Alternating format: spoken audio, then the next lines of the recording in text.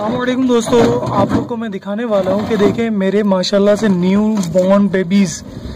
ठीक है, इनमें से एक अभी निकला है, ठीक है, एक जबकि एक शाम में निकला है।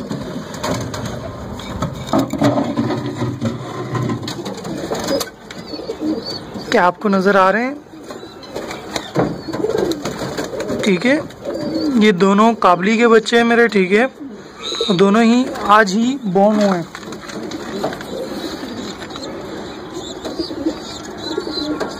ठीक है दोस्तों, ये अभी 1 डे के हैं। इसके अलावा मेरा एक और पेयर है जिसके बेबीज निकलने वाले हैं, इंशाल्लाह उसकी भी प्रोग्रेस दूंगा। ठीक है, तो अभी मादी अपने बच्चों को थोड़ी सेक देगी क्योंकि ठीक है अभी न्यू है ये बॉर्न। उसके अलावा हमारे पास यहाँ पर 2 बेबीज ये रहे जिनकी बहुत अच्छी प्रोग्रेस चल रही है। साथ में मैंने एक जंगली का बच्चा मुझे रोड से मिला था जो मैंने डाला है, जो मेरा एक खाल पेयर इसको फीड करा रहा है।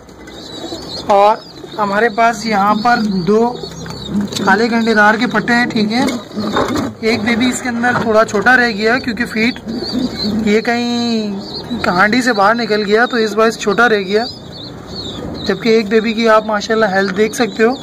और सेकंड बेबी ये रहा, थर्ड ये भी बनारसी है। ठीक है दोस्तों।